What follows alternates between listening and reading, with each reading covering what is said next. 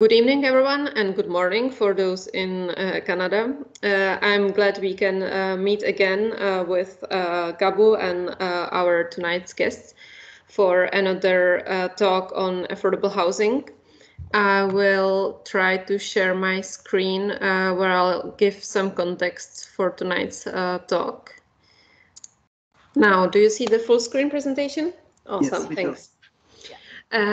So this lecture is an accompanying program to a current exhibition, which is at the Gallery of Architecture in Brno.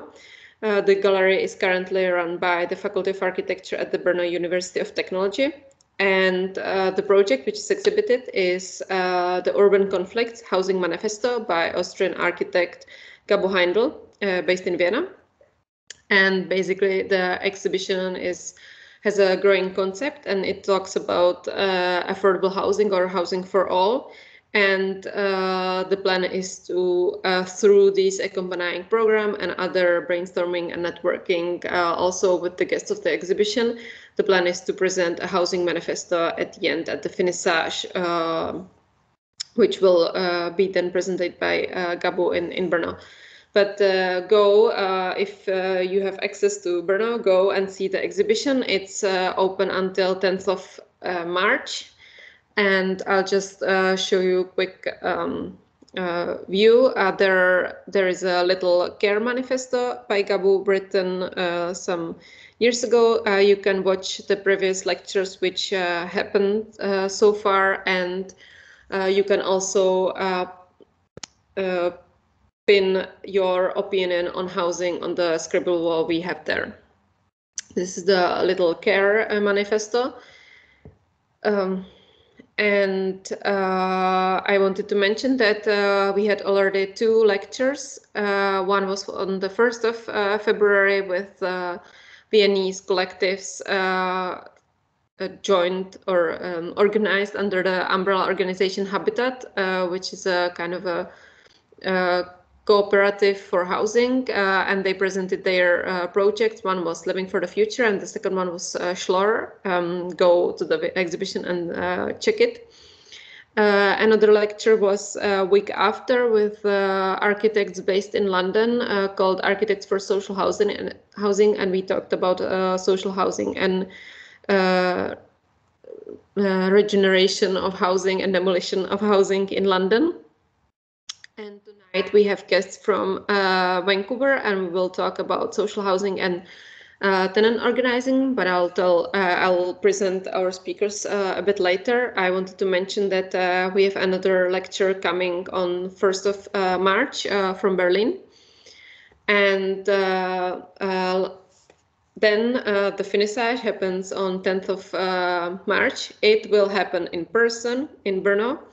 Gabu will present the manifesto, and we'll have also Czech guests talking about the Czech situation on housing. We'll try to stream this event if anyone can't join us in person in the Gallery of Architecture in Brno. But there will be party, so come. And I have to mention that this project is funded or financially supported by the Ministry of Culture of the Czech Republic, by the Foundation of Czech Architecture, and the State Fund of Culture of the Czech Republic, and also by the city of Brno, and of course by the Faculty of Architecture at the Brno University of Technology. And now a little introduction of our tonight's guests, who are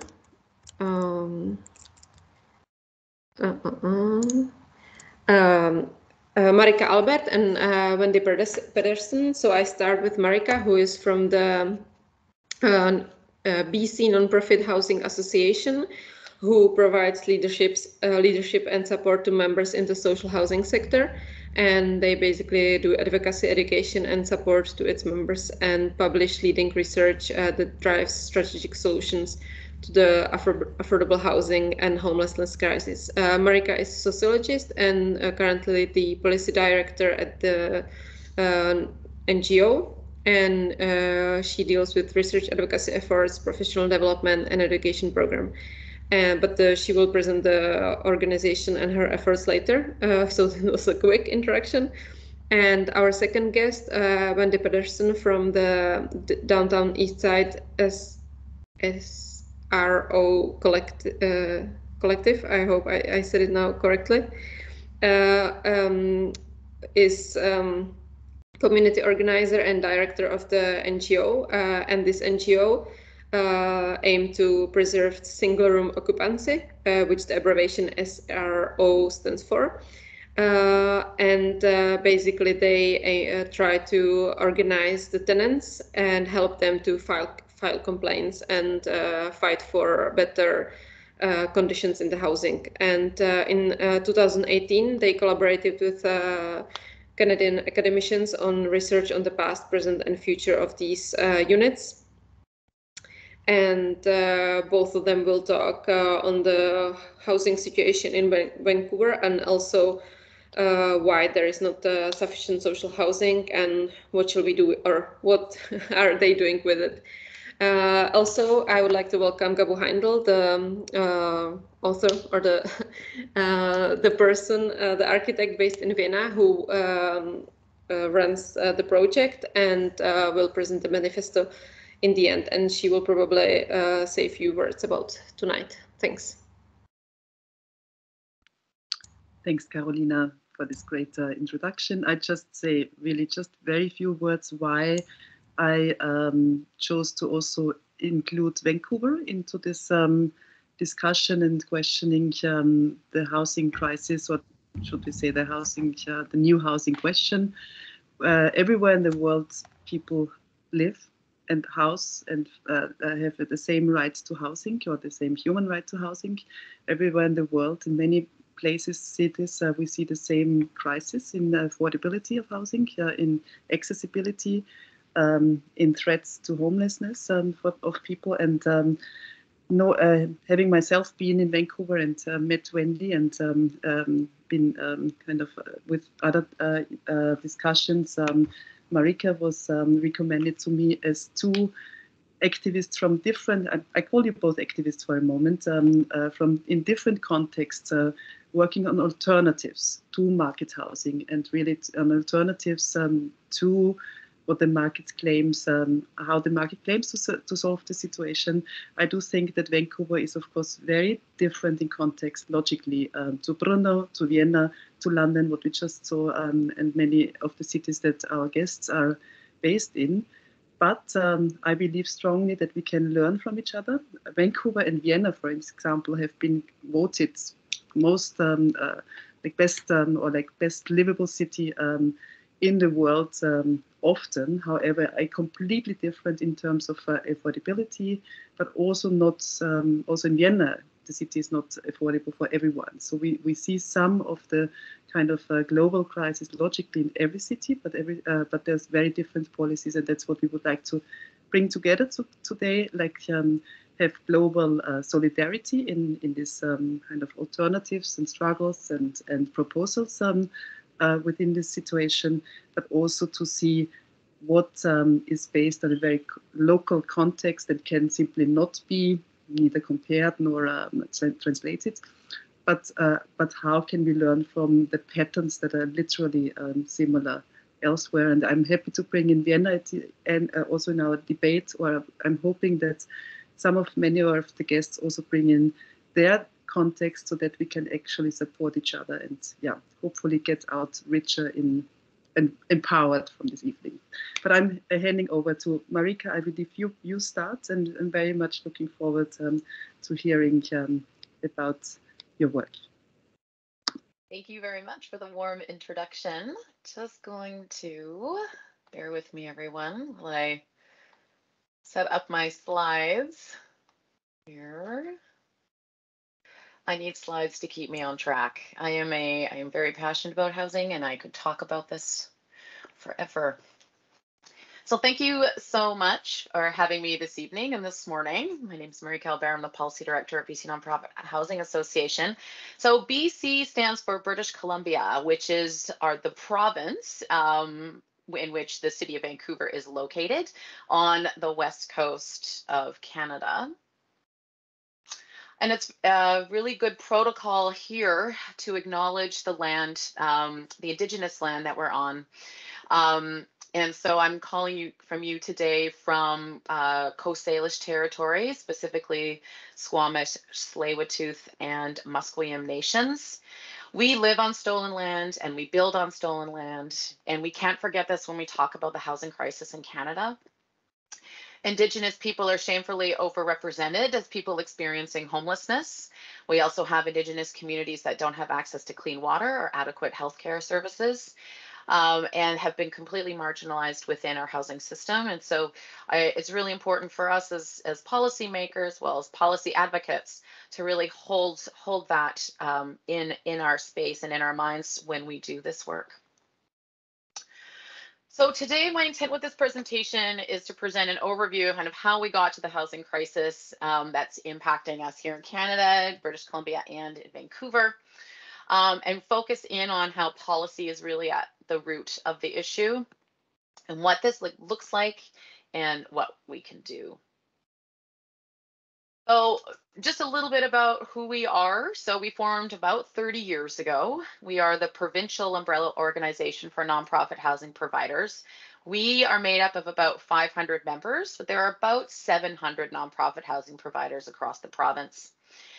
With around 60,000 units and in approximately 2,000 buildings. So this is what our membership represents. Services we provide are research and advocacy, education and membership. We support our members in asset management. So doing energy audits of their buildings, building condition assessments, supporting them with capital fundraising and capital planning. We also do in-person learning and connecting events, and we also offer partner programs, so like bulk purchasing programs around finance and insurance and telecommunications. A little bit about our sector, just as one slide on our sector in the province. And so this is what we look like. There's our province right there. So yes, like I was saying, there's about 700 social housing providers, nonprofit housing providers in the province. And on this slide, so this is the whole sector. We don't represent the entire sector, but close. There's over 3,000 buildings. As you can see in our province, a lot of the population is actually really on the southern part of the province. The majority of our province is actually quite rural and fairly isolated. That's our northern region there in the grayed out area. So, and I don't know if you can see my mouse. I don't think so, but I'll just point. That's where we are in Vancouver. Yes, we see. You can? Okay, great. So this is where we are in Vancouver, right down here. So poor policy is really at the root of our crisis here. The housing crisis in Canada is the culmination of policy decisions that have been made at the federal, provincial, and municipal level, is influenced by and shaped by broader political economic trends. And I think those are the similar trends that we're experiencing and seeing across the globe. Conscious policy decisions were made at very critical times over the past decades. Several decades that favored the market to provide housing, mainly in the form of private home ownership. And one of my favorite academics, David Holchansky, talks about how Canada adequately provides for the market aspect of housing, but completely ignores the social aspects of housing, or maybe just kind of as an aside, as something we might have to consider. This is an important distinction for me because it highlights the importance of looking at housing as a social need rather than an economic gain. And that is central, and that housing is central to people and communities' well-being and health, and which absolutely needs to be supported by public funds and not something to be left to the market to provide, which I think we all know is a serious fallacy of neoliberal ideology. And relying on the market to provide housing makes it almost impossible for low-income households to participate, and that means they face serious challenges in securing safe and affordable housing, and why we see increasing and stagnating rates of people experiencing homelessness across the country, but most acutely in the city of Vancouver and other metropolitan cities. So I'm going to take you for this is a very high level, brief policy history of housing in Canada. I chose policies that really look at privileging home ownership over building other types of housing tenure. And there's a lot more. There's a lot more nuance to this argument. So hopefully we can talk about that later. I'm also happy to have any conversations with any of you if you're interested after this. So how did we get here? So since at least the mid-20th century, the federal and provincial governments have directed public funds to incentivize home ownership. So for example, in 1946, as part of the response to the aftermath of World War II, the Canada Mortgage and Housing Corporation, which is our state-funded housing agency, they back mortgages, they provide some housing and financing to build social housing. They had also supported the development of cooperative housing in Canada as well. So they began to incentivize home ownership and enabling first-time home buyers to obtain a mortgage more easily than before. And subsequently, similar types of programs were refined and developed to continue to privilege home ownership over other forms of tenure like rental and housing cooperatives. In fact, in 1957, the provincial government of BC introduced something called the Homeowners Grant. This grant program was designed to help homeowners pay their property taxes, which are established at the municipal level. So essentially, one level of government was subsidizing people living at the municipal level to pay taxes to another level of government. Doesn't make a lot of sense. It was supposed to support lower income households like seniors and persons with disabilities to be able to cover their taxes and not lose their housing. But instead, and how it's turned out, is that almost all homeowners get this grant. This fund now is currently at $840 million and will provide grants for properties valued of just under $2 million. So these are households that have properties that are worth $2 million that are getting this grant. And if we repurpose this fund, so my policy team did some math, if we actually repurpose this fund towards raising our income assistance rates here in our province, we would raise them by over $500 a month. Or we could also repurpose it to actually build more housing. Another example of a policy decision that continues to privilege home ownership over any type of tenure. So what this has meant is that these types of policies, we see that 67% of Canadian households are homeowners compared to 32%. This is across the country, but you'll see that is a bit of a different ratio when you look at different metropolitan cities. Now, I think it's more like 60% in the city of Vancouver are renters, for instance. The federal government did provide some incentives for development of purpose-built rental. So this is private market purpose-built rental housing in the 70s and 80s, which is why we have some of these more affordable rental buildings today in our communities. But these tax breaks and financing incentives dried up in the 1980s, like later in the 1980s, making it no longer attractive for developers to build purpose-built rental housing. They did not see it as a way to make profit. This decrease in the development of purpose-built rental housing has also been a major contributing factor to the current housing crisis, as many communities do not have the rental stock, affordable rental stock, to address growing demand. Another policy example that demonstrates privileging of the market to provide housing is the creation of a new type of housing tenure, condominiums. You may have heard of this type of housing. Our city is filled with condominium towers. And they have essentially turned into investment vehicles for folks. So condos did not exist in Canada before the mid-1970s as a form of housing tenure. Their introduction helped extend home ownership to households that had been typically unable to afford a single detached home. So think of keep in your mind, the classic suburban home. Federal, provincial, and municipal government policy made it possible to build these types of housing by offering various incentive plan policies. Again, we see the privileging of a new form of home ownership, of market-based home ownership. Condos are also multi-unit residential buildings like rental buildings, but they generate greater profit for developers. And at this, you start seeing the slight transition towards the financialization of the housing market.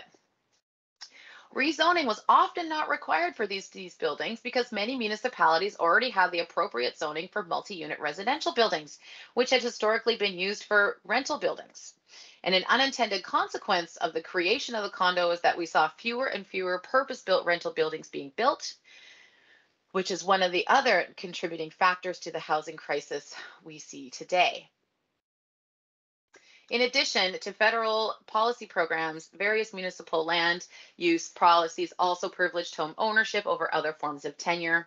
The majority of Canadian neighborhoods in Canadian cities are zoned to only allow for single detached family dwellings, making it difficult, if not impossible, to build purpose-built rental buildings in these neighborhoods. I can talk a bit more later about some of the work that the City of Vancouver has been doing, particularly City Council, around changing some of that zoning and making it easier to build more multi-unit rental and social housing units.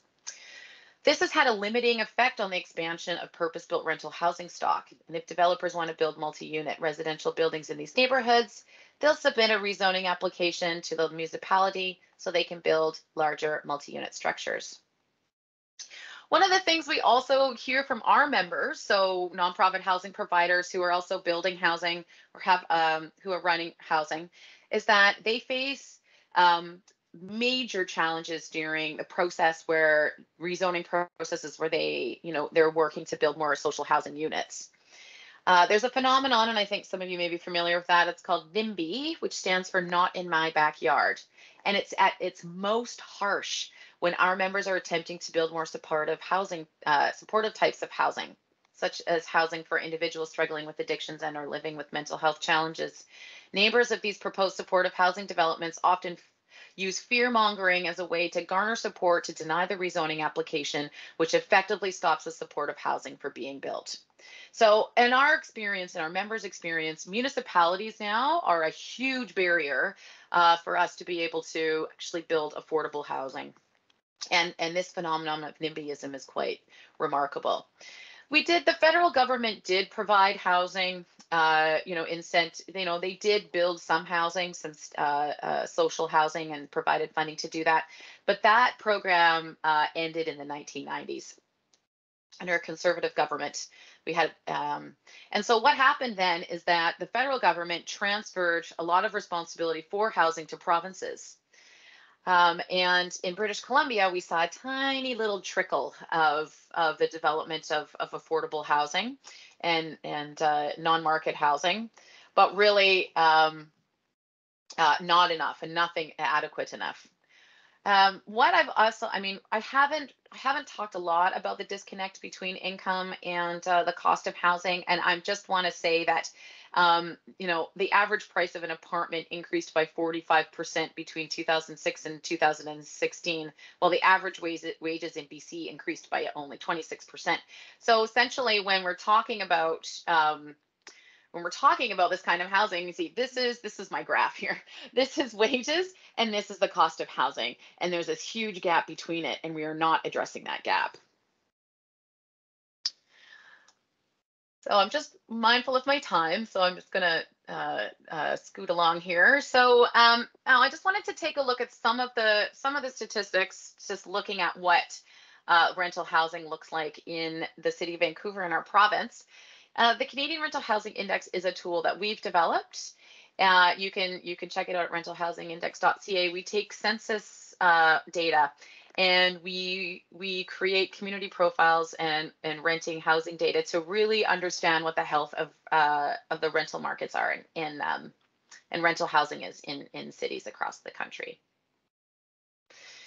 So in BC, and so my caveat here is that this is based on 2016 census data. It's the best data we have right now. We have just had a census, but those housing and income data will not be available until the fall. So you have to bear with me on this. These numbers are definitely going to increase with the next data. We are definitely seeing that. We're going to see that. So we have almost 600,000 renter households in British Columbia, but about 43% of them are overspending on their rent and utilities. So in Canada, we define kind of housing affordability if you pay less than 30% of your total household income on rent and utilities. So these households are considered living in unaffordable housing. But of those, 21% are actually at risk of homelessness and foregoing necessities like food and medication.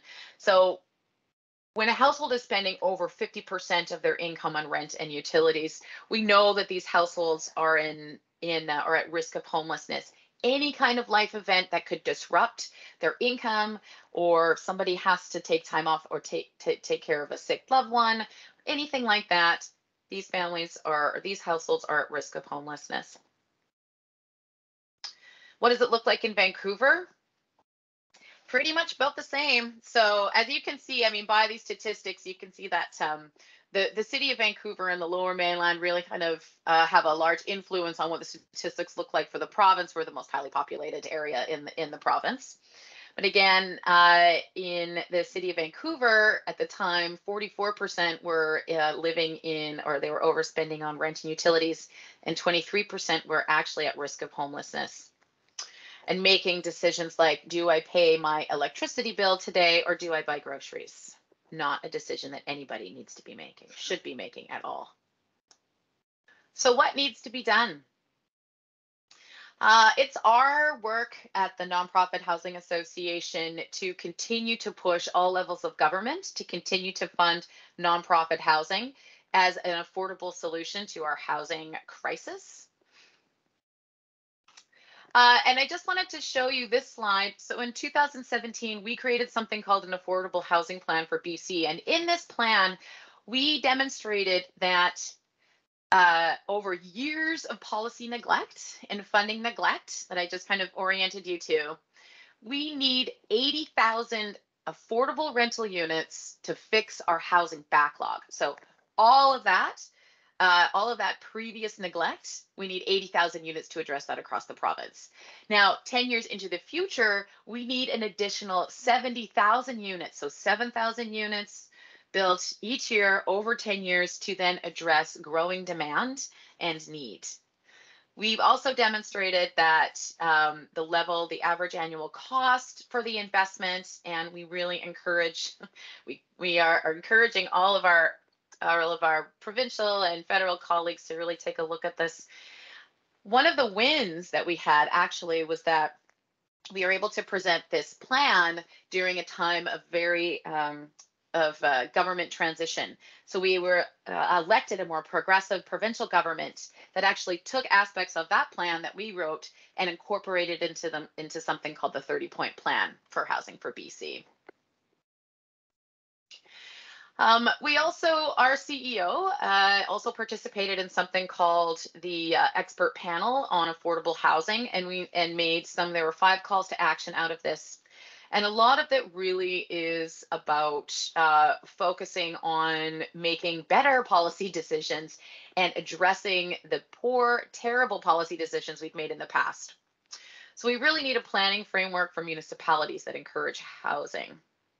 We need to reform government fees on property development, improved coordination among all orders of government, and more equitable treatment of renters and homeowners. We also really need to expand our community housing.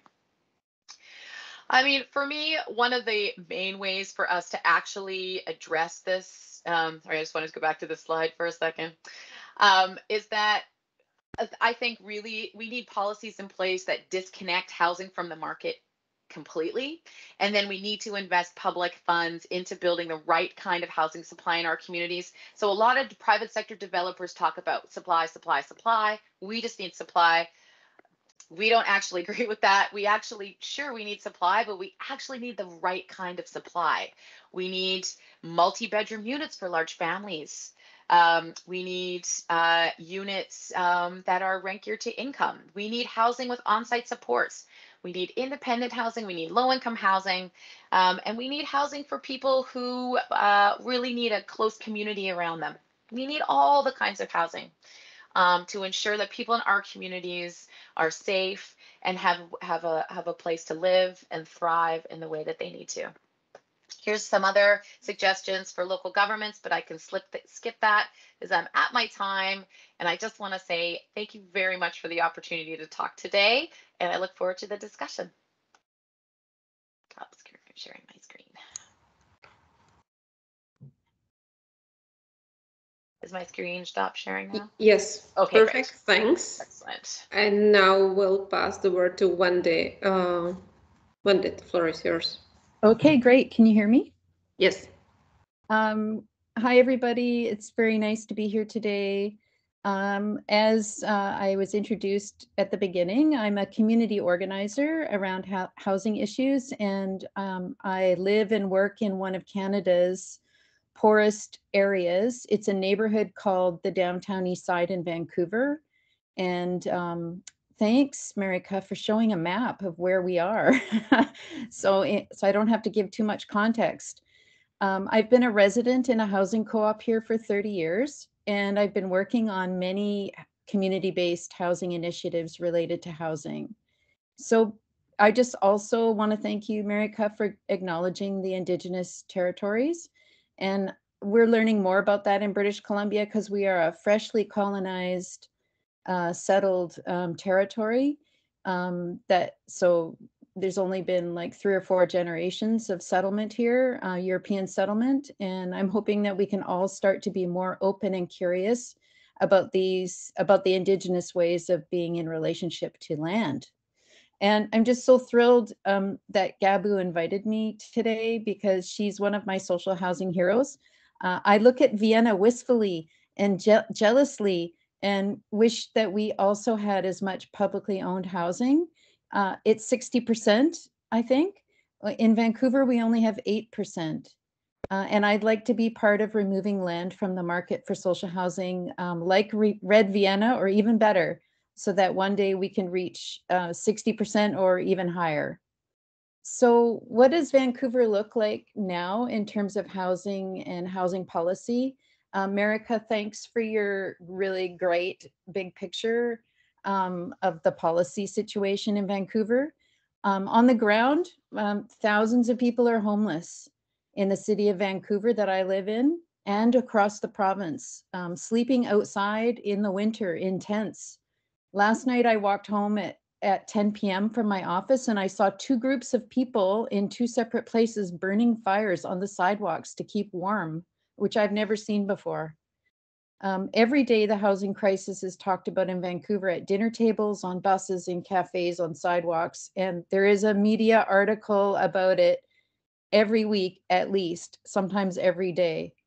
It is the thing that brings us together in a strange way. There's a huge exodus of working people leaving Vancouver because they can't find affordable housing, and there's a huge waiting list for social housing and co-ops. Yeah, if people get into social housing or a co-op, they describe it like winning a lottery. I think we're in a similar place that I've seen Gabu describe online, where pre-Red Vienna, from what I understand, had a massive shortage of affordable housing. And private developers, like Marika explained, were unwilling to build cheap rental housing to fill the gap. So what to do with the gap, how to fill the gap? I think I just want to talk a little bit more about what the gap looks like, just to add a bit more context before talking about how the gap is being filled. First of all, like Marika mentioned, the rents are very, very high. So in Vancouver, the median and incomes are very low. So the median income for renter households who make up, I think 50%, Marika said 60%, but I think it might be 50% of the city's population, is $50,000 of income per year. So in Canada, governments typically say that we should be spending 30% of our total gross income on rent, which means it's even higher because it's based on your gross income and not your net income. And I actually think this is way too high. 30% is too high. But, you know, if you consider how much income the median households have in Vancouver, which is that $50,000 a year, technically, according to our governments, you should have about $1,500 a month to spend on rent. But the average 1 bedroom as of January is now $2,176 a month.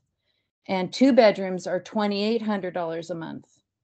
So my son and his wife were lucky to find a tiny 1 bedroom apartment for $1,800 a month a few years ago. And it really doesn't make sense for them to move, because if they try to move, they're going to end up paying more. So just think about everybody who doesn't make $25 an hour, which is more than half of the households in Vancouver.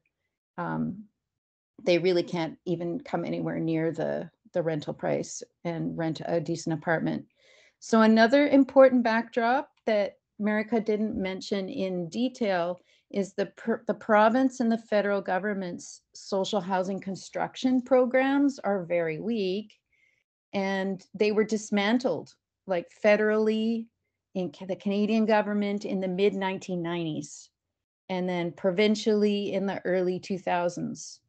So the number of social housing construction in my city, in Vancouver, used to be around 800 per year in the 1980s, but now it's way less than that.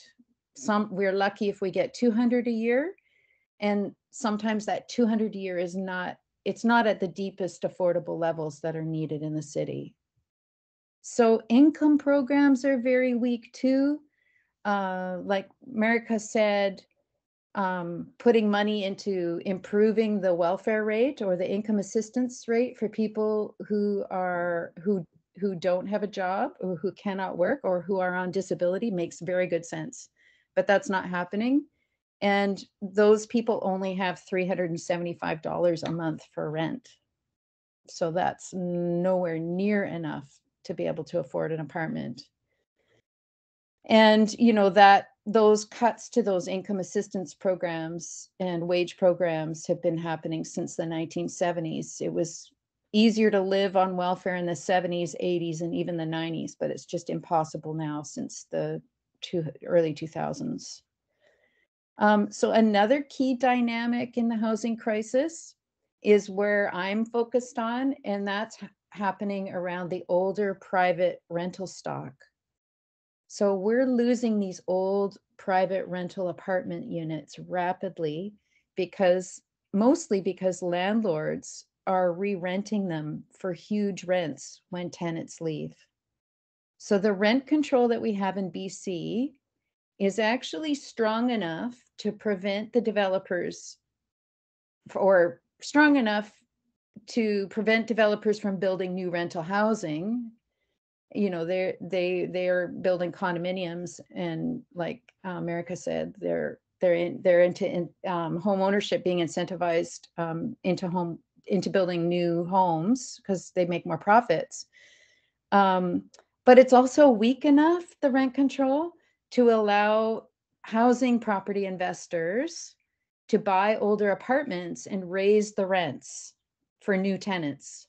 So there are outrageous cases where the rents are going up by like 150 or 200% for the new tenants moving in.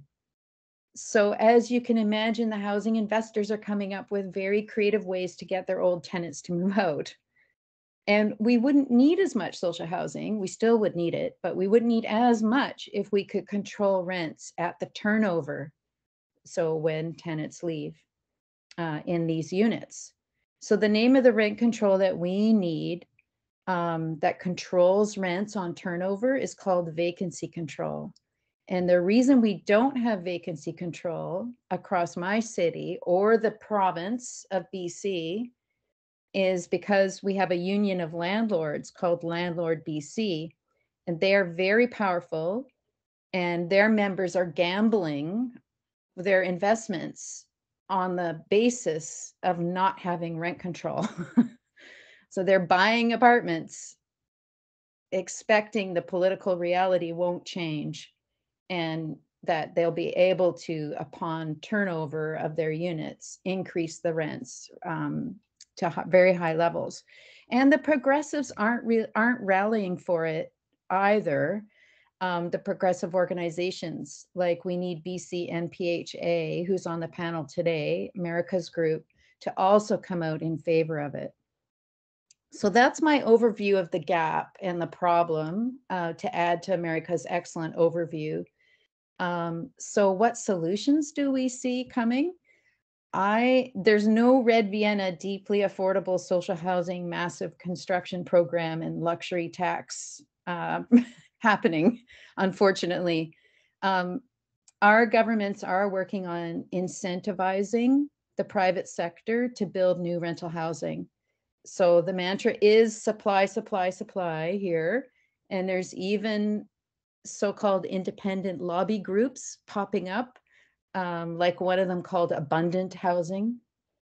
Allegedly, according to these fables, the more housing supply we build, the cheaper it will get.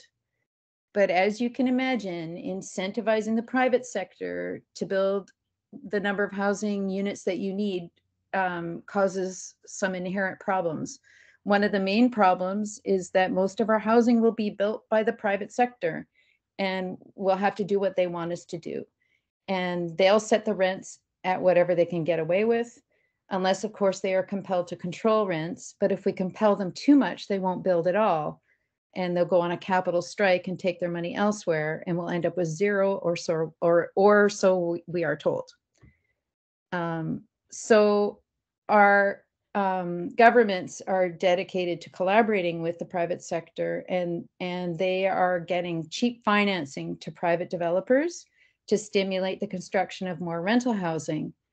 So developers can get this cheap financing if they make their housing affordable to people whose incomes are an outrageous $118,000 per year for a 1-bedroom, or $160,000 per year for a 2-bedroom. So yeah, things are not going well in Vancouver and in Canada around this incentivizing of more expensive rentals.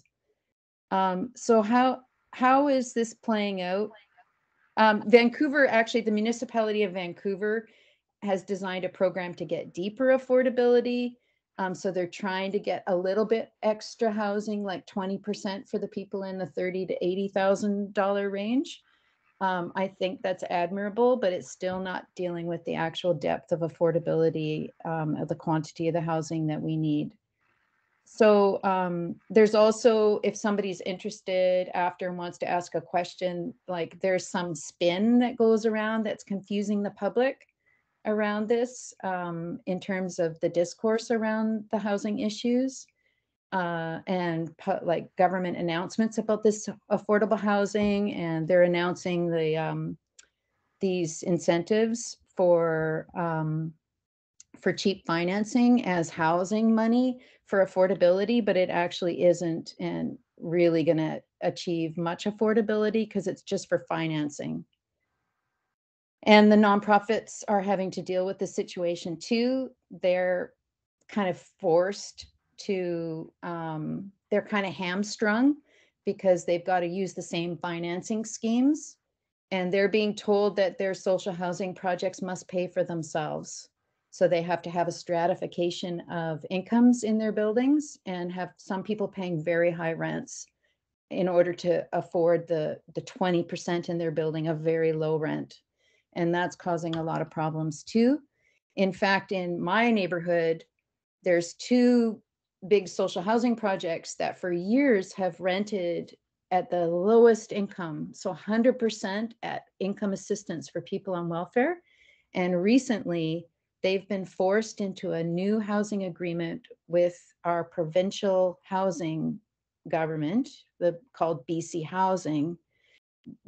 In order to get some provincial and federal support to upgrade their building, they've had to stratify their incomes. So we've lost a good chunk of rental units at the very lowest income rent as they've had to diversify the incomes in their buildings.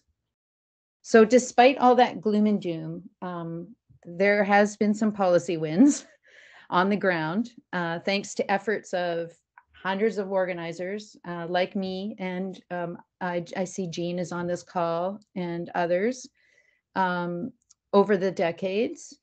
And I'll just talk about my neighborhood because we've had some policy wins here recently that I think are potentially a roadmap for other parts of the city and beyond. So in 2014, almost 10 years ago, we managed to get one zone in my neighborhood downzoned to a rental only sub area with a zoning, like it's called 60-40, where 20% is at welfare and 40% is expensive rental, and then there's a gap in between. And it's actually caused a capital flight, which is good. So it slowed things down.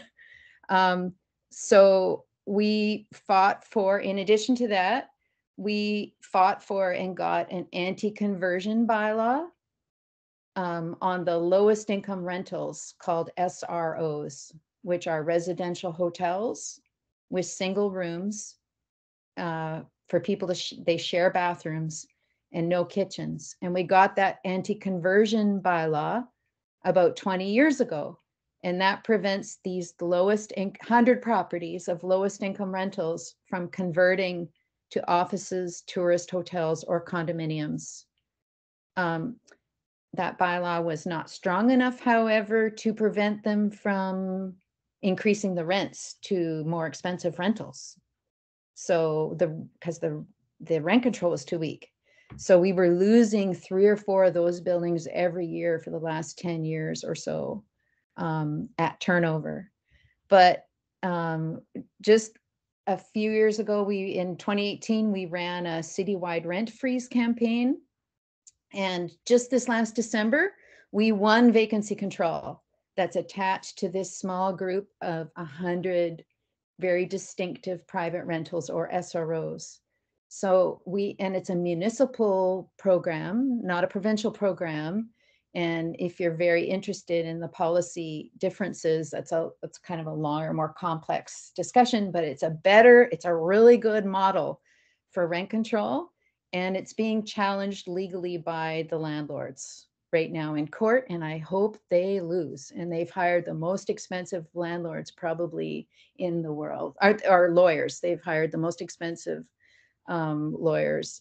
So I'm quite scared, but I hope our policy win survives.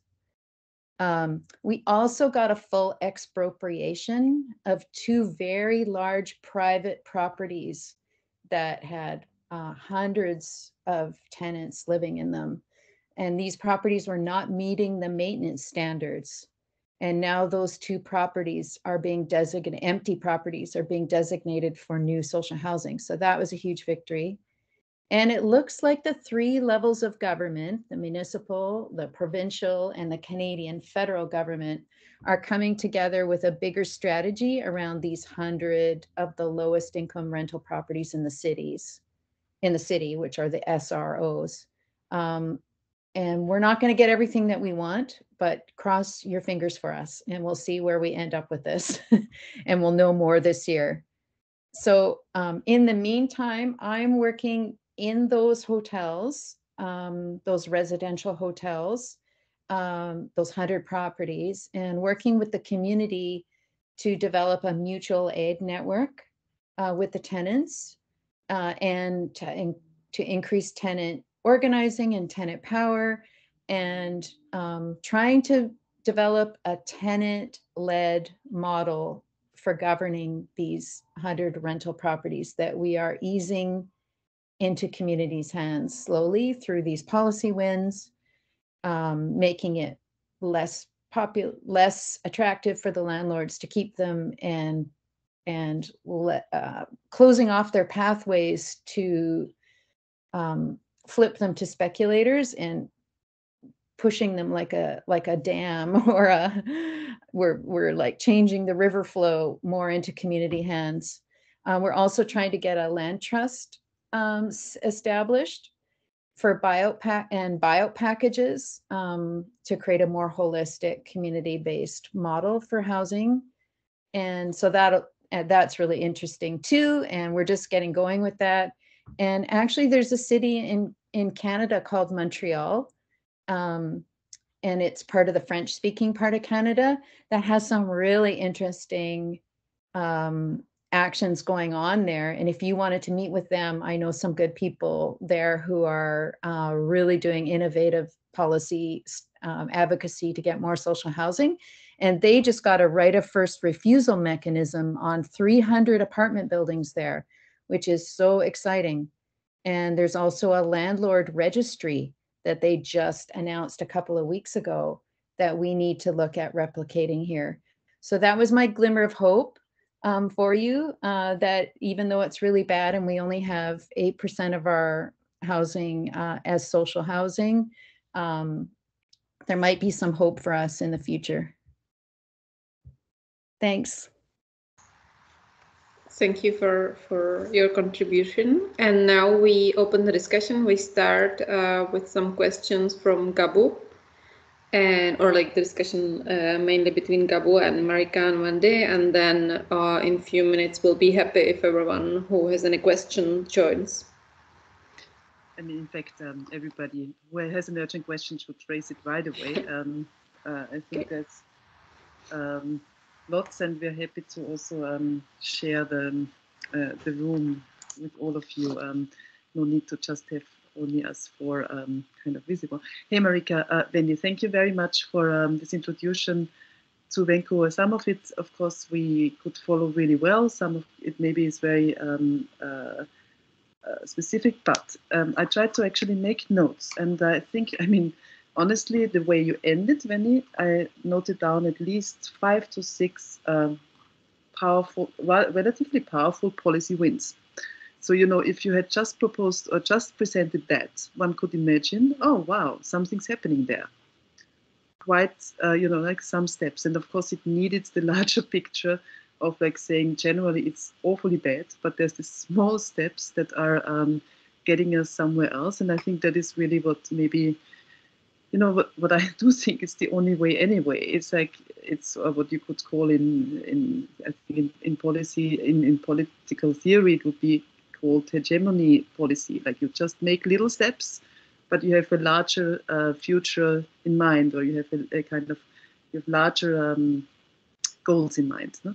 And I think that didn't sound so depressing at the end. And I think that's really, really good strategy to bring the policy wins as you did at the end. So I wanted to bring up some points that I found really interesting and really comparable, or let's say at least very applicable to the European Czech, but also Viennese context. I think all around the world, somehow housing affordability is counted in how much percentage of your income you are supposed to be able to spend in order to, let's say, live affordably. If we would now ask the audience, I would be really curious, and we could ask, I did this sometimes, I'd like to ask, you know, to just raise the hand of anybody who says, like, I'm paying more than 30%. Maybe, you know, we get some hands up. If I would ask who is paying more than 40%, we would maybe also still get some hands. If we would ask for more than 50%, we may still. But what I learned from, you know, my researching, that we could also actually question exactly these statistics by saying, okay, what if, and there's a very interesting way of looking at them, what if we look, they call it technically the residual income statistics, of saying, okay, what if we first took what everybody needs for living? Usually in every country we have a minimum wage, or like a minimum amount of money that you would need in order to support your living. And so let's say in Europe it would be, in Austria I think it's something like 750 or 800 euros. And if you take this away from your income, then only do you have the rest of money for your rent. And you know what's happening then? You would find out that a lot of people in Vienna, we calculated 20%, like a lot of percentage of the residents are not capable of paying nothing, actually would not be able to live at all, like house at all in terms of paying rent. So what the people do is actually they already master an impossibility. So if we say 50% of your income, it's most often of the lowest incomes and not of the highest. You know, if you have like 5,000 and you can pay 2,500, you still have 2,500 to live. But if you have 1,000 and you pay 500 or 600, you only have 400 to live, and we all know how little that is. So in a way, I felt like maybe we should collectively, all around the world, start to change rhetorics and not get into this way of thinking and calculating, or not buy into it. You know, and basically, you know, we may have to find nicer names for that, but and not, you know, like technical names. But if we would start to actually really get the point of it, that 50% is giving a wrong picture, even though it already looks high. So this was really interesting. What you also talked about, Marika, and then you talked about, you know, it seems I'm obsessed with numbers, but I think numbers are really interesting. you mentioned $840 million, what, if I understood it right, that are spent, I don't know, yearly or have been spent so far. I didn't get the picture correctly, but on supporting home ownership, right? Yeah. Yeah, please go ahead. Yeah. Oh, yeah. So it's a fund of $840 million that helps homeowners pay their property taxes. So it's annual. It's every year they get a contribution towards them paying their property taxes. That's basically transferring public money to private ownership. Exactly. And this again, I think, is so great that we can do in any other city, and literally also in and the great thing is maybe in Vienna much less than in, for instance, already German cities, where what we call, you know, if you invest public money in public infrastructure, like you could invest this 840 million in the public infrastructure that we call housing, public housing, which is an infrastructure for living, then kind of the money would be kept within the collective public notion. And we're also doing exactly these calculations of how much money is being spent, public money, on supporting renters to pay their much too high rents to the private rental market. And if we get these numbers across, I don't know, the problem only is here we are kind of fighting numbers by numbers. This is the only problem with that. You know, we need to, but sometimes we only come across with that. So I think there's like a lot of comparable questions, and I'm happy that at the end land politics came up a bit, because I think that's like, if I listen to you saying there needs to be 80,000 new units, and then Germany says in the next 5 years we'll build 400,000 new units. Yeah, that's their plan. And then all the other places are building so many new units. But then we have an ecological crisis. We have hardly any resources. We should actually save resources. And there's hardly any land. There's land, but you mentioned the question of whose land are you actually building on, but also the kind of the ceiling that is already of land that is already so high. So I think this brings me to the question of vacancy. And I think I would be really interested, maybe this is the first starting point. You introduced a vacancy tax in Vancouver, which literally is quoted by many other places, because also Vienna, we're still fighting for, okay, vacancy, empty apartments to be even counted, to be, mapped. And then really finding a way to say, okay, how many vacant apartments are there actually that we could or should use before we build any new ones? So maybe has this made any effect in Vancouver, the vacancy tax, or is it just too little, and it's just again a little bit of a kind of, we've done something but just not enough? No, I mean, it looks like Wendy and I totally agree on this. Like, yeah, I mean, it's too little, too late, I think. It felt like it's definitely a political policy decision, and but we really haven't seen that play out on the ground at all. We haven't seen any kind of new investments in housing, for instance, as a result of that. Not in a broad, not in a large volume sort of way. And I think it's also in some ways contributed to this really negative, when I was talking earlier about NIMBYism. And I think in some ways this policy has had a really negative impact on homeowners' views of vacancy tax, what it's used for. They see it as a way of their, what's the word I'm looking for? Their wealth being extracted from them, right? And so again, we're back to this like idea that our land is where we keep our wealth, but we see that it's, the big challenge there too is that, Canadians are expected to invest in their housing to make sure that they have a retirement, that they have this like nest egg that they can then cash in later and become a millionaire. And it is absolutely absurd. We have these like accidental millionaires all over our city right now. Like they didn't do anything to earn that money. They just ended up buying a piece of property at a particular time in history, and now there are all these millionaires everywhere here, which is unfathomable to me. And it's, yeah. Anyway, Wendy, I'll just turn it over to you. No, I say the same. The empty home tax. We use some of that money for social programs. So it's nice because the city is able to do that tax, and the municipality doesn't have taxing authority like you have in Vienna and other cities in the world. So it gives them a bit more of a money to play around with, but it hasn't made any dent in the housing crisis. Zero. But maybe it is also one step that it could actually be enlarged. Actually, when you said it's like the homeowners say, okay, it's stealing their wealth, right? Or it's stealing their money, exactly. This is exactly the rhetorics that is the same everywhere, that we are also facing when it comes, for instance, to zoning taxes or zoning redistribution of zoning gains. Like if, for instance, a piece of land, you have bought the piece of land at the right time, and then you can build, let's say, a skyscraper on top of it.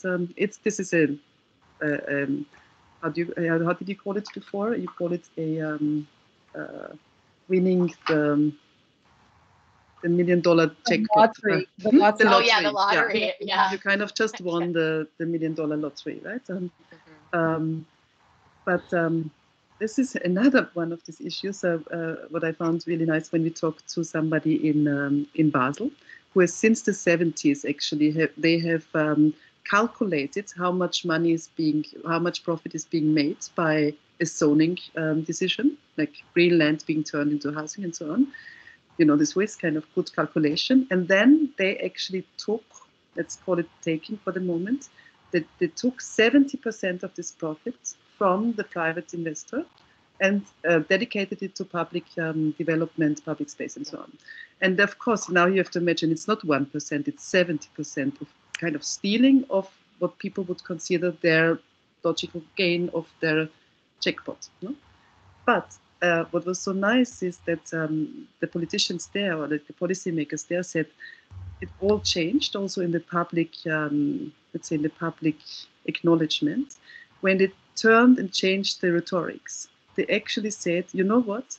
We are now only presenting 30% of gain as a gift to you anymore. You will not get 100% anymore, but you will get 30%, as a lottery jackpot. And the difference is we're not taking, but we're realizing that the public gives. And that the public actually, and the same with vacancy tax, if a housing unit stands still in the middle of a city, where the entire infrastructure runs around, where we all pay tax money for the subways to run, the streets are taken care of, and so on. And this super selfish kind of keeping the apartment empty, because supposedly it costs nothing, is completely wrong. It costs a lot. It costs a lot to also build new houses at the edge of the city. So if we were to say, well, listen, we are not giving you 100% of the right of keeping it empty or so, but we would have to find a way of clarifying that that more people could join in saying, okay, it's our right to it's our gift to others, and we discuss democratically how much do we really want to give. I mean, how much is really fair when it comes to sharing what is public good, or what is public money, and what is public tax money. Gabu, may I add to what you were just saying there? I think that one of the challenges that we face is that because we've spent so much of our public dollars and time and resources on privileging home ownership, that has really shaped how we see and we talk about housing. We see it as some sort of like personal gain and a personal standing, and it's a measure of kind of like your moral standing in a community. And we don't spend enough time and we don't really recognize the public benefit of housing for everyone. And so there's this pressure on politicians to then not even really think in terms of the public benefit, right? And what public investment and investing public dollars in public housing means, right? And so we spend way more time on just this kind of individualistic ownership model. Well, in fact, we see that model just being crumbling all around us, but we continue to have policies that reinforce it constantly all the time while we see it crumbling around us. And essentially, more and more people are experiencing homelessness and are living in just abject housing situations. I would like to go ahead, Wendy. I think there's also really bad communications around social housing announcements and housing money that's being put into the system by governments, and the public is losing faith because they don't actually understand when they hear there's an affordable housing announcement that they think that this is going to help make the system better, and it sounds like a lot of money, but actually that money isn't going into real affordable housing. So that's a problem in North America. I don't know if it's a problem in Europe, but the governments are spinning, actually benefits to private ownerships or rental market developers. The developers are benefiting from that financing, but it's not actually contributing to very much actual tangible gains. So I think the public's getting discouraged here with government. And they're getting discouraged with social housing. And so that's not helping us. And that's the age that we're in of communications and complex, spin. But if, for instance, if you mentioned, and I really want to invite everybody else to also ask a question, or Carolina, I'm sure you're checking if there's any questions in the audience, but to join in. In the meantime, I just wanted to mention this one thing. When you said, Wendy, that everybody speaks about it, it brings people together. It's kind of absolutely common talk. Yeah? It's nearly unbelievable that there wouldn't be a quest for policy change. Like it's not, and you know why? I'm saying this from a city where the situation is absolutely not as harsh. Like and as you said, like 50 to 60% are living in rent. Even more percent of the Viennese are living in rent-controlled situations. Yeah, and why? If we want less ownership, rent would have to be trusted in, because the ownership is also, of course, a kind of way out of insecure housing conditions. Like this is something you want to achieve in order to believe that you're stable. And one success of the Viennese system was really that within the communal and association housing, rent was secured, so you knew that it would only grow this bit. It was always kind of for life, like you'd have the contract never kind of short term. You would always, and also even you may kind of get up the ladder of whatever success, money making, and so on, but you will not be thrown out, even something that is discussed heavily. And one issue that I for a long time didn't want to kind of believe to be even important is you could even hand over your public unit to a family member. Oh, wow.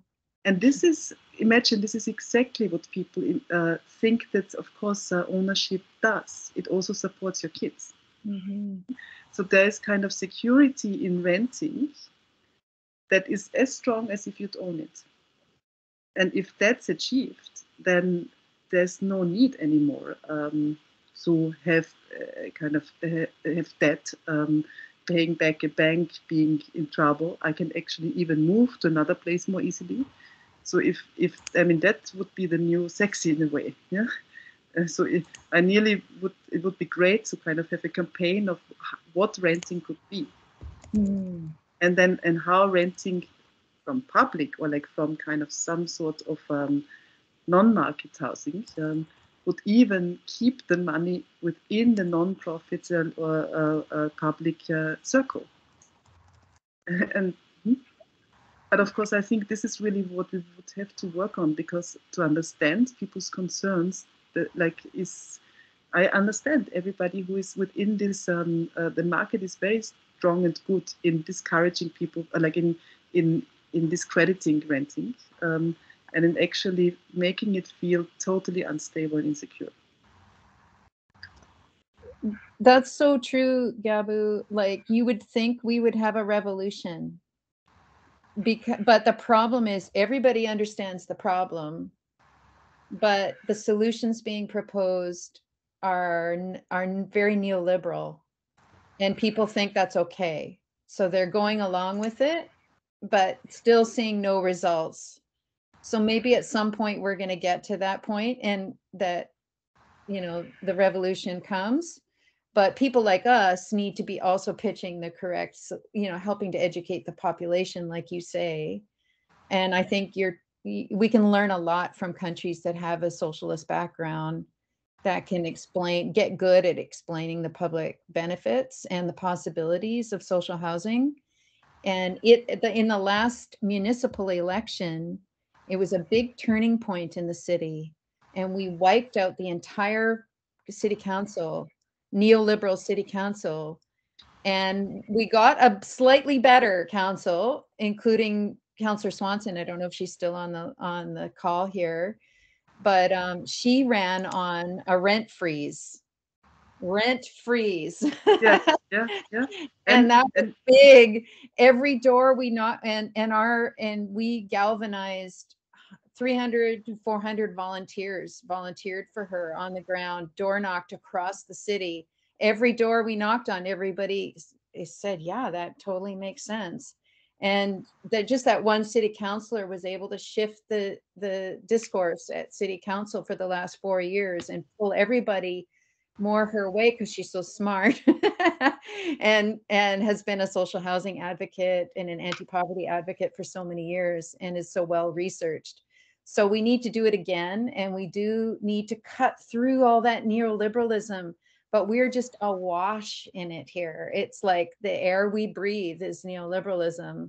So it's really hard, because our progressive people are very immersed in that, and a lot of them get their funding from governments that are immersed in that, so they can't critique it. So it's really challenging, and I don't think we have an architect like you even. Public. Do we? I'm sure you must have. I haven't met one. I haven't met one yet. I don't know if Brian is still with us, but I have a student who's in London who is really dedicated to the situation. Vancouver? But no, he is from Vancouver, and he is working on the Vancouver situation. Oh, you should connect us. Yes, I will. I will. Because we have a lot to learn from that. Marika, but yes, and Caroline, I wanted to bring you in, because we this is so interesting with having this exhibition and talks actually in a post-socialist country, where Caroline, listening to. I wanted to give some context, but first we have a question from the audience, and then I can tell you something about Czech housing. But Tristan, are you ready to ask? Yeah, sure. Can you hear me? Yes. Okay, I'll do a video for a sec. Thanks, Marika and Wendy. I'll try to make this really quick. I work with Wendy here, and so I just have a question about renters. So renters in Vancouver, which is 45% of households, 54% of households. So in a nutshell, there's a lot of talk about supply, but new supply. And some people say, oh, new supply is important. And I think, of course, it is. And the right type of supply, as Marika said. But what I think the issue is there's not enough conversation around what to do with the existing supply, right? So yes, new supply, but what about the 54% of households that are living right now that are renters in the city? What about them? How much are we going to talk about them? So, rent control speaks to their issues. One background statistic, I was looking at macroeconomic data on Vancouver households. The total income of all households in Vancouver $28 billion. The bottom 40% of households in Vancouver in total earn about $2 to $3 billion. All the rest of that income was in, almost more than half was in the top 10%. So basically, on average, almost half of the households in Vancouver who are mostly renters are getting just like 5%, less than 10% of the total income. And then of that, 50% is going to landlords, which speaks to what Gabu is saying. So here we have this class of half of the citizens, residents who are living in the city right now. And meanwhile, city council is talking about new development, which in a lot of ways, we're not going to change the income structure. What we're doing is we're changing the spatial distribution of people. So it's gentrification, basically. We're moving them around. So the question is, open to anyone, what do we fight for those 50% of residents who are tenants in the city now, other than rent control? What's our housing policy to fight for those 50% of residents who are making less than 10% of the money, and of that, giving half of it almost to landlords? What do we do for their housing? What's our housing strategy, our housing policy to speak to half of the city? Is my question. I'm not going to answer that. I'm very interested in what Gabu and Carolina from across the pond. Carolina, I'm handing over to you first. Well, I don't know. I had many thoughts, but maybe just first a little bit of the context that. Then maybe I'll just answer the question first. Okay, and then, please. Okay, or maybe I cannot. I might have get there, but please. Start. Okay, go ahead. No, start. Please. I would be happier if you start. No, I just wanted to mention that we are also a country of homeowners, basically, and we have no law on social housing. And also home ownerships means that we are most of the homeowners are they are living in their own homes. So we are like a small homeowners owning 1 or 2 units, and of course there are some who owns more, but that leads to that there is not really much interest or any protest movement or activists who would fight for example, rent control, because there are not so many people who rent. Most of them are in Prague, obviously, and I think it's around 30% of renters. And in recent years, I think like 2 years ago, there was established an NGO which aims to organize the renters. I think that would be the first one. But I think they fight more for better living or housing conditions in the place where they are. If they fight against, and that's mainly the bigger landlords which own more than, I don't know, 50 units, for example, which are these super market-oriented and has difficult conditions in the housing, make short-term contracts and so on. But I think this is still only a few cases, or like not enough to build a big movement for rent control. Gabu, do you wanna say something, and then I would add something? As you wish. I mean, I wanted to. Am I still in? Tristan is there. Yeah. Sorry. Yeah. Well, I think it is really interesting because this is a country. It has been a socialist country, and it turned into a home ownership country. So, and I think we should talk. I think this is really the key of notion of tonight, even like to really discuss like the difference between rental and home ownership. But I found sorry, maybe one more thing that So basically, after the revolution in '89, when the socialist government ended, who built, I don't know how much what percentage of the housing stock we have now, but they built the state housing. Then most of the housing was privatized shortly after the revolution. So those homeowners I was speaking of is generation of, let's say, of my parents, who bought the flats in the beginning of the 90s for quite cheap, or let's say affordably.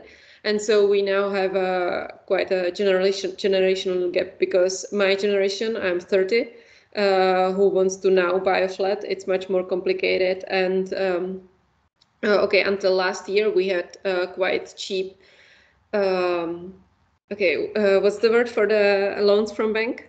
The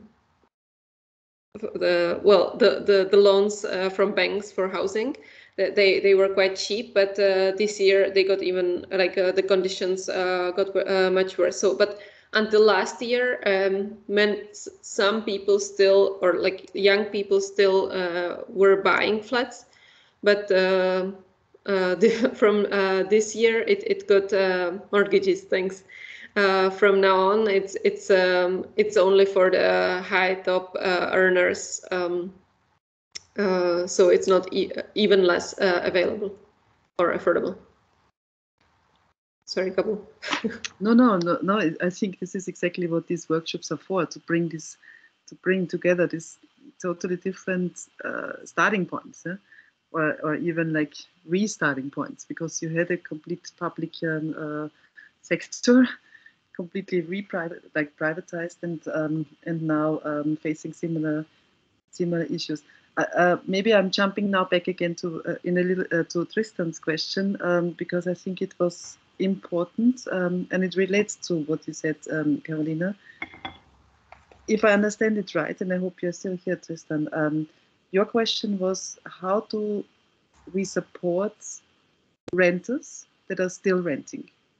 No, that are at this moment renting in Vancouver or in BC or in Czech Republic or in Vienna. And I think it is totally crucial, because if there is, and I've in my work and research, I'm speaking a lot with people, and even in Vienna, I can see how people are getting nervous who are renting, because they see others not being supported and losing their homes. So if we don't find ways to support those who rent and make sure that the public believes that renting is a system to believe in, is supported, is taken care of, renters are taken care of, only then can we claim and propose more renting. So I do believe that supporting the 54% of household rent control, household renters, must go beyond rent control. Because let's say if we understand in the English term rent control, then it's really only controlling the rental price. Is that correct? So we should maybe speak about tenant security and not rent control. Maybe we even have to change the wording there, or rent control is part of tenant security, in terms of saying that policies really make sure that renters will not be renovated, will not be decanted, and all these awful words that have been invented to describe what's happening with people losing their homes. And now the only problem in question is, of course, I don't know about the 54% of households in Vancouver, but it could be that quite a lot of them are renting from the private market. Must be much more than from associations as yours, Marika, right? I mean, I think it's great yeah. And the problem now is, of course, that again, the public must support, put in public money to support what is publicly needed. And I think this could only go along with a package of instruments, in terms of saying, okay, full support of renters, but not full support of limitless quest for money and profit of those who rent. So how can you link this? No, it would have to become with a rent cap, or like price cap, as you kind of labeled for or went for in politics. linked with, okay, supporting renters. And this is the problem. I mean, this is exactly what capital is counting on, that the public is always helping out. Like you raise the rents, people cannot afford it anymore. And now, what we just said, we should support renters no matter what, would mean that no matter what, the public now pays as much money in vouchers or whatever to make sure that the rents are keeping their homes. So in a way, also there, I don't know how, but we should politically change the system. And honestly, we have discussions, and now I'm speaking from a Viennese situation, but I remember that I was in workshops and we talked about rent caps and limits to rent. And when we speak about limits to rent, very low, actually we speak about the rent that is only needed. It's called Kostenmiete in German. It's the rent that is only needed to cover the costs, which is actually associations are by law. When a housing unit is paid off after 30 years, the debt is paid off of a house, then associations, limited profit associations, can only, the rent goes down, which is the opposite to in many countries when basically houses grow older, the rent goes up and up and up, the money needed kind of goes down, and the gap, profits gap, gets bigger and bigger. While if the rent stays and the house goes down in social or public, this could be a solidarity gap in terms of getting the money back into the public issue. That's what associations are doing. Or it could even go down to the money where basically you could still maintain it. Everybody lives from it. Everybody earns money from supporting and organizing and coordinating and maintaining the houses. So the house, even you can take back money for renovating in the future, and this can become very low. And what we have been debating, I remember workshops when I was sitting next to private owners, and we said like Kostenmiete, this sort of cost rent for all. And he was like, yeah, that's true. And he was absolutely sure that I would only name it for communal and association housing. And he couldn't believe that somebody was saying, no, I really claim it for your house too. Because because at the end of the day, there is no given right that you make profit of somebody else's rental needs. But we are so used to it that we're just giving into it. So I think it would be totally important to support this household, make it short, Tristan, but it has to go along with actually governance or with policies that limit the profits making on rental housing. And it will come, and this is now my last word on this is exactly the situation that started Red Vienna, and Wendy already mentioned it briefly. Red Vienna, in a way, this is the time between the two world wars in Vienna as a social democratic period, very successful in setting up the kind of community housing program that Vienna still lives off and has prolonged and enlarged. But it inherited a rent control, a good tenant, I should say tenant protection, not rent control, the tenant protection with all its levels that I just mentioned. And that actually made the private market lose interest in building houses because you'd speculate with something else. And that's happening. This is what governments are worried about. Yeah? That we know we need 80,000 units. That's why I also find honestly speaking about how many new units we need is dangerous, because we all know that governments cannot at once handle that, and it only feeds into the markets. Like basically the market can constantly remind us of, didn't you just say we need 80,000 new units? We are there to help you. So I would actually be more careful with that, maybe support more what is there.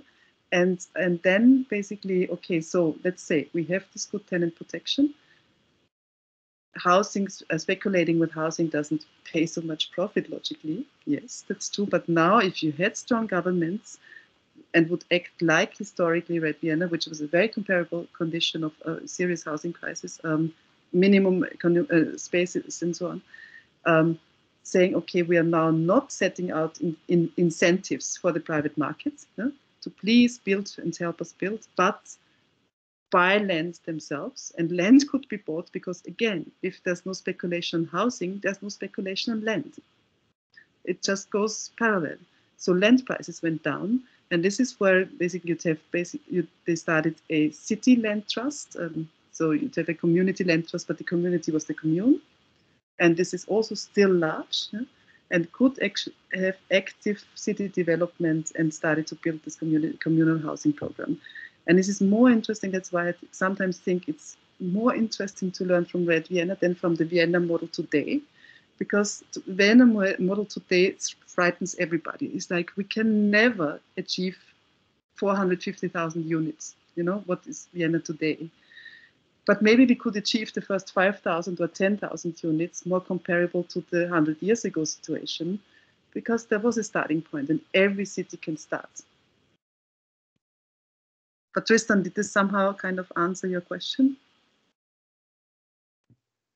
Oh yeah, that thank you so much for your thoughts on that. And yeah, just in a nutshell, I guess in the Downtown Eastside, in a way, we're thinking about how to tie tenant security to government funding without, you know, any of that funding going to the pockets of landlords or investors, right? Mm-hmm. So, you know, in a nutshell, Marika and Wendy and Jean would know, whenever we talk about, say, raising income assistance rates, we have to figure out how to make sure that money doesn't just go right to the landlord's pockets, right? So by analogy across the city, if we have a package for renters, how do we make sure, you know, that actually their rent remains affordable for them, and that any investment goes into improving their housing, for example, right? So a lot of what you said spoke to that. And I guess the one thing in the back of my mind was what's going on in Berlin, I guess, around purchasing buildings. And in Canada, what we have is an increase in basically trusts, like private trusts, buying up private rentals as investment. And it's not small. I'm in the rental area in the West End, Vancouver right now, and half the buildings around me have been bought up by, they're called REITs, and they're buying up whole buildings, gambling on continued displacement of current tenants and rents, right? So at the same time, what they're doing in Berlin is kind of, you know, REITs, but publicly owned, right? Where you actually can control them. So I don't know, either that, I don't know what you're thinking about, how to implement a tenure security package and how governments would invest and play a role in securing, say, the housing stock. But may I add to this, Tristan? You bring up a really, really important point, I think, and you know, rent control is also important, and security of tenure is absolutely important, right? And so I think one of the conundrums that we have here with these REITs is that pension plans are running these you know, real estate investment trusts, and they're taking pension plans and they're purchasing these apartment buildings and then displacing a lot of people who may even be, in some circumstances, I'm thinking of a co-op right now in Burnaby that is owned, the land is owned by a pension plan, and they want to sell it and essentially kick everybody in the co-op out. Mm-hmm. And there are people in that building that probably are part of that pension plan. Yeah. So because we use this as an investment vehicle, we lose that security of tenure, which I think is it just blows my mind sometimes. It's just, one of the things that we have been proposing and trying to get at least the provincial government to take a look at is how do we disrupt that exodus of these more affordable older rental buildings out of like not being affordable. And one of the things, I was just gonna, Wendy had brought up Montreal, and I think this is one that this is a policy that we would love to see implemented in the city of Vancouver. And we also are challenging the provincial government to provide a fund. We call it the Acquisition Fund, and it's for nonprofits and co-ops, land trusts to be able to have access to quick and patient financing where they could essentially compete with REITs on the market and purchase these affordable housing buildings with funding that also would help renovate them and retrofit them, but keep them at the same level of affordability that they had been before. That is our dream. I don't know, the provincial government is really not really keen on it. And so we'll continue to push for that. But I think our argument is that we need to bring those units actually into the public housing realm, into the social housing realm, to protect them as much as we possibly can, and particularly protect the level of affordability and ensure that there is security of tenure. It's not the only answer, but it's something that we're trying to, within this policy framework that we have, and a way to at least try and not see those units disappear.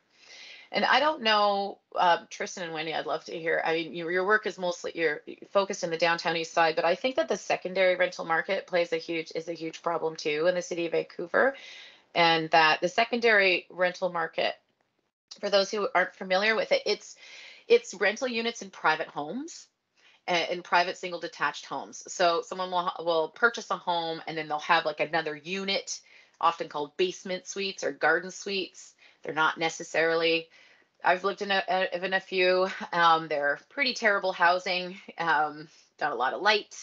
I lived in a place that had a ceiling where I could touch the ceiling like this standing up. I'm only 5'4", not very tall. So there's a lot of these kinds of units across the city as well. And these units are attached to supporting private homeowners paying their mortgages. Exactly. So 840 million euros. Yeah, exactly. Yeah. So they're actually like paying for these private homeowners mortgages in large part, and are not experiencing security of tenure. And now at least we have some rent control, so their rent isn't being increased as much as the landlord wants to. But I think there are a group of renters in our city that are extremely vulnerable as well, because that house can get sold immediately, right away. And so they're a group of renters that I'm particularly concerned about, outside of my work, obviously, in social housing. But there are a lot of folks who are super vulnerable living in those situations.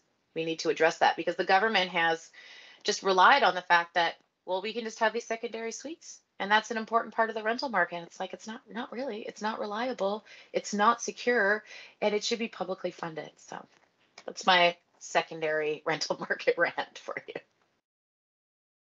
I had no idea that this was so big. Carolina, we don't hear you. Sorry, I would have a question if there is a time for it to Wendy, because I was wondering, I understood that part of your work is to organize the tenants, and you also focus on the tenants in the private owned hotels, which I find interesting that sometimes you cover it or like call it housing, and sometimes it's a hotel, which I find completely different. But I was wondering that, or maybe I would also mention one more thing about the Czech context, because when I was trying to find out what the SRO abbreviation means, it reminds me of a Czech typology. I would say it in Czech, ubytovny. I don't know how to translate it, but I think it's like architectural wise very similar to the single room units, that it's a house where a family or a single person would rent a room, and the kitchen and bathrooms are usually shared on the floor. But and often there are people who kind of struggle, or who are also just before getting homeless, or it's one of the last option. But it doesn't mean it's cheap. It's oftentimes for people who are somehow marginalized, or most of these objects are privately owned.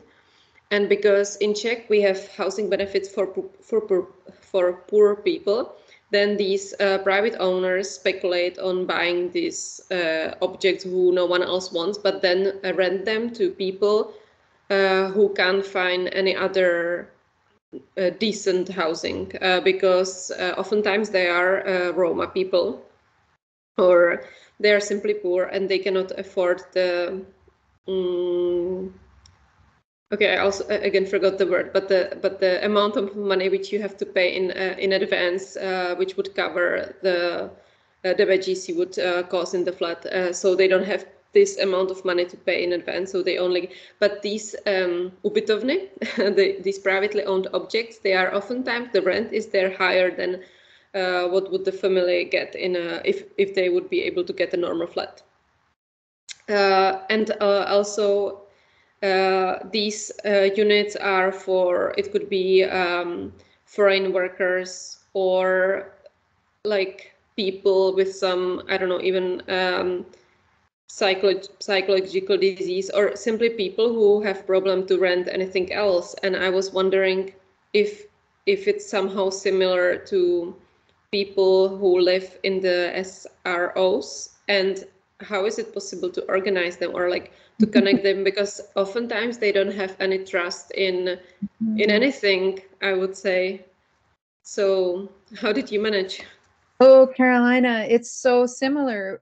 That's exactly what I'm talking about. And there's 4,000 of these single rooms in buildings that average about 40 rooms per building. And they each share a bathroom on each floor, and they don't have kitchens. And they're over 100 years old. And they were built for the resource workers. So the loggers and the fishermen who didn't have wives or families, they would come and stay in these places. They would eat in the restaurants and drink in the bars. And then they would go for 4 months into the bush. And then they would come back and they go back downtown and they'd live in these residential hotels. And there used to be 15,000 or 20,000 of these rooms. And you'll see these SROs all up and down the western parts of North America, the frontier. So we still have these remnants of these buildings, and slumlords invest in them. And they want to rent to these people that have guaranteed income from the government. But the problem is they're becoming a hot commodity on the real estate market. So even though for years, the community is like fought so hard, we call it Skid Road. So you'll hear the word SKID, Skid Road, all across North America. And it's the lowest income neighborhoods in North America. So the neighborhood would band together and try to protect these people from losing their housing. And we got a conversion bylaw so that their place couldn't be used for tourists, or, so eventually, but then the market got so strong that didn't work anymore. So now we had to get stronger measures and stronger measures. And we just won vacancy control, which is probably the strongest measure that we can get. But the landlords are saying, okay, now we are really not going to do repairs.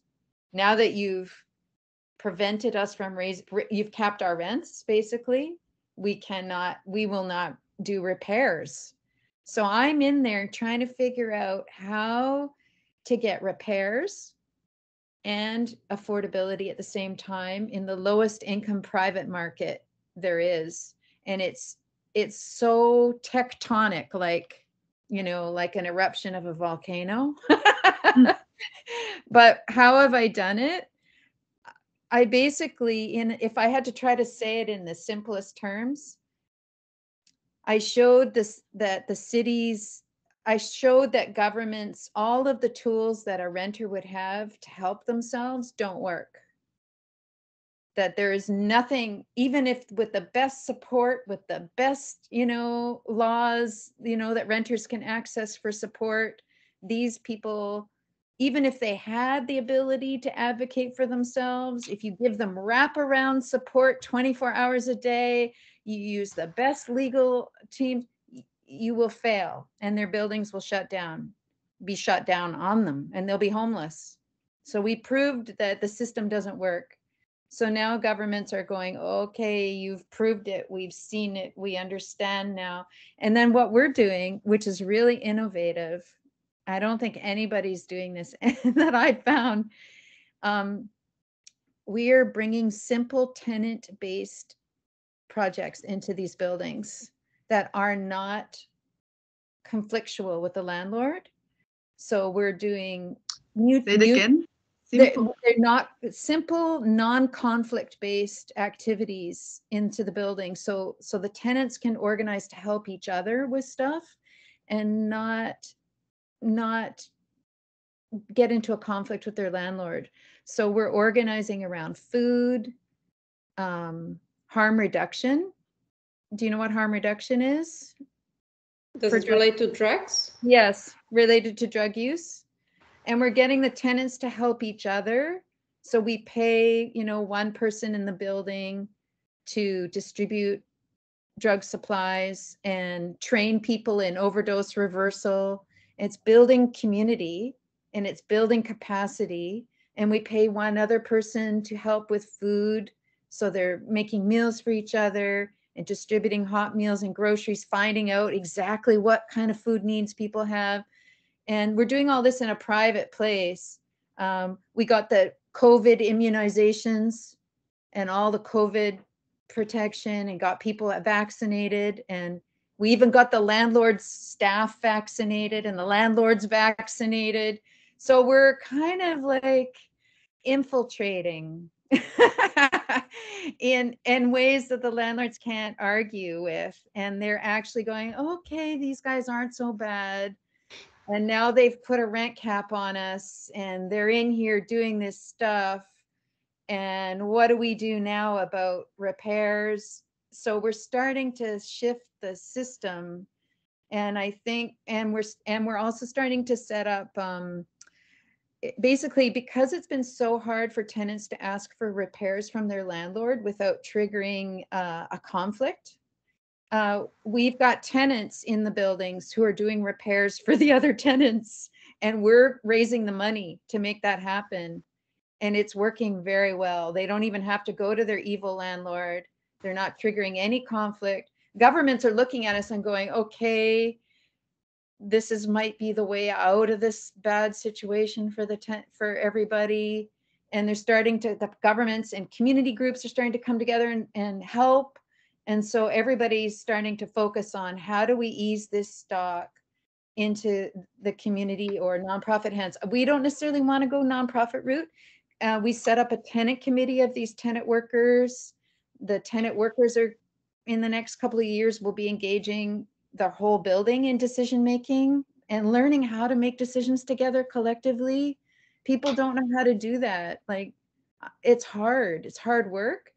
So we want to buy a little bit of time for these tenants to get more capacity, learn about decision making, and then we would like it if they were involved in some kind of ownership of the future of these buildings. So we would like the landlords that are cooperative to get a buyout package, and maybe it doesn't have to be their wildest dreams, but if they're cooperative for 10 years, give them something to exit gracefully. If they're not cooperative, that's another question. Can we build enough social housing replacement for the people that live on those sites and just expropriate, which we have done. We've shown that we know how to expropriate properties now that are not in good repair. So that's in a nutshell what we're doing. Thanks for asking that question. And I could have spent actually most of my time talking about that in the presentation, because I think it's a little zoning in on an innovative solution for very marginalized people who can come and check me out 5 or 10 years from now and ask where we're at with this, because it's really a 5 to 10 year project. Can you actually get this to a kind of out of the niche of the small scale into a large scale policy, or like into kind of, let's say, not dependent on you as a person, but really, no, I'm serious. It's so true. That's exactly. In fact, we have an evaluation happening And I said that to the evaluator at the meeting yesterday. I said, that is going to be the ultimate goal, is getting this into the situation that can be replicated and where we can start moving out of the equation. And there's a structure that people understand that can be replicated by others. But I think the recipe is very interesting. The recipe means the nonprofit who runs these buildings cannot be the group that supports the tenants. If there's groups or mutual aid and support, the tenants need to be independent even of their nonprofit, because their nonprofit property managers are also managers. Yeah, they're and they're also landlords. They're landlords. Yeah. So there's a conflictual dynamic there as well. The tenants need more voice.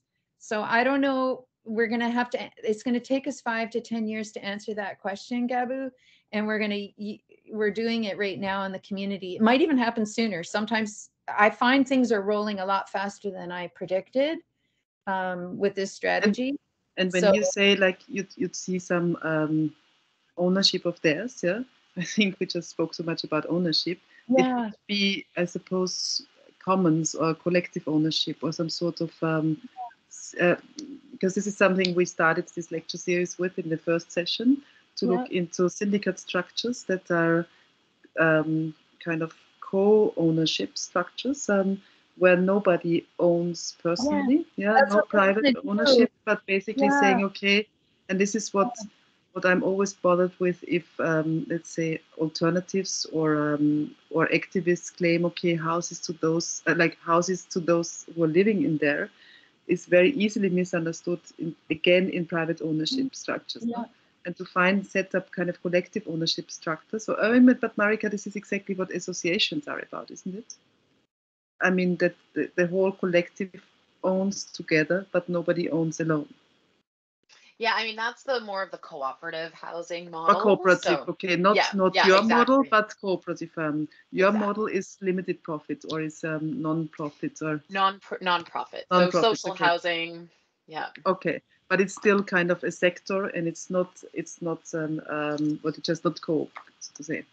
Not That's cooperative. Right. Okay. Mm-hmm. I think our model could be a way for people around the world eventually, this is the dream, that renters in a privately owned situation can attain security, attain permanent security, and potentially own their own building and reposition the ownership of their own building through this mechanism of organizing together. So we'll see if we can figure this out. But I think around the wedge is habitability, repairs. It's people don't realize how fraught and conflictual that issue is, how desperate people are for repairs, and how it's attached to affordability and the rent, and the landlords. It's kind of where all the problems intersect. And I'm really interested in that question. And it's playing itself out, and I'm kind of dedicated to figuring out this model because everybody says they want tenant-run buildings, but only the co-ops are doing it. But low-income people, very low-income people aren't doing it. They aren't in these co-ops anymore. They're all middle-class people in the co-ops. So yeah, and how do you transition rental properties into cooperative? Like how do you do that? And you got to engage tenants, I think, in those actual properties, and they have to want it. So we have a research group that we work with of academics that you might be interested to meet one day, Gabu, who are at the universities. They bring their students to a meeting with us once a week, and we bring tenants to that meeting, and they've been meeting for years. And now the project they're working on is governance, tenant decision-making. And we're just getting going with that research project. So we're looking for examples around the world of innovative tenant governance, tenant decision-making models. There's a couple in Vancouver that are really interesting that we're going to be looking at. But they're starting with their own experience first, which is cool. And From which field are the students? Geography. It's always like, Carolina, it's always critical geography rather than architecture. Yes. And this is exactly what our agency is, to bring that into architecture. And and the problem, of course, is that architects find it, and maybe this is something I would, let's say, I would really want to encourage. I think that it's so, how can we discuss these issues without being so ourselves, so let's say it's like it's numbers, it's policy, talk. It's like I totally believe in a way in that we need to create images, that we need to create, that we need to use images. Maybe the ones on like showing bad situations, even though it's not exploitative, to find a way to actually show the housing conditions. I was really hoping or expecting you, Wendy, to show some. And on the other hand, I'm very aware of the fact that it's too easily exploitative in terms of showing. I totally understand, but because we have become so politically correct, we are not daring anymore to point to it, or to finding ways to showing it, but also to creating images of alternatives. I totally think, go ahead. You know what we're doing, which you might be interested in. We are going to find an architect to help meet with the tenants in a pilot representative building and mock up what they would like to see in their buildings, and cost that project out of renovations. And we want the federal government, we want the tenant to go to the landlord and say, look, landlord, this is what we're going to get the money from you, from the federal government. Even though this is P3, we're going to PPP, we're going to get the money for you. You're going to do these repairs, but in 10 years, we're going to buy you out. Very sexy. I'm sure he's going to go for it. So that's but the tenants, like they never, like, they're always seen as people who don't have anything to bring, but they have their intimate knowledge of how their building works and what would be better if, what was fixed and what was changed and what the priority is. So it's I'm very happy that you are already that you're starting to think of architects as allies. Yes, you know any good Vancouver architects, let us know. I know one Indigenous architect. We're going to ask him if he will help us, Patrick Stewart. But maybe there's others too that you know. Yeah. I wanted to mention that last year for another exhibition, we invited a speaker from Vancouver who was an architect, Matthew Solz. Because he published a book last year on how the financialization affects architecture form. So it's more like he's not an activist or so far I know, or I don't know if he has really any agency. I know he's an academician and practicing architect, but the book speaks about, like, you can check the YouTube of the faculty. There is his lecture. I can send you a link later. But he speaks about the financialization of housing or architecture, but mainly housing, and how it affects the affordability and so on. Maybe we could get Gabu to come and do a project. Yeah, it's just a little bit far away. But I think what I would like to do is, I think it would be really great if, for instance, you check out maybe this contact of Carolina could already be to really check out a network of. I mean, I would wish to come maybe I think it's nice to have workshops, or like even online we can do much more now than we thought we could. But it is really, I think our agency is really to build up such kind of pockets of resistance and agency in every place. I mean, there is more people than we believe. It's only connecting. And what is nice, but we have come to this nice moment of that it would be possible to think kind of architects to be supportive within the struggles. Yeah? Because this is really an agency, an important quest of mine also to say, okay, we have far too long been on, like a lot of ours are on the wrong side, have chosen to be on the side of the big developers or investors and so on. And of course, it's also important if only the policies would be different, but But there is more than you think of ours in terms of architecture who are working also on these alternative structures and want to support, yeah, and really want to maybe create these alternative ideas, pictures, ways of living, and yeah, exactly the one that you need. So we'll connect all of that. I also would like to see this this presentation you talked about, Wendy, and also Carolina, yours that you talked about. Hey, one last question, Downtown Eastside, you haven't mentioned, and I would just be interested really, I've been there and I found it enormous in terms of seeing so many people living on the street there and so on. How can you actually, is there, to what extent does your work in the hotels relate directly to the people living on the street or not? Is that, like, I would just be maybe quickly, we cannot, I mean, it's already 2 hours, we cannot open another structure yet, but I think homelessness is also an issue that is similar in many cities, and just a quick review. Yeah.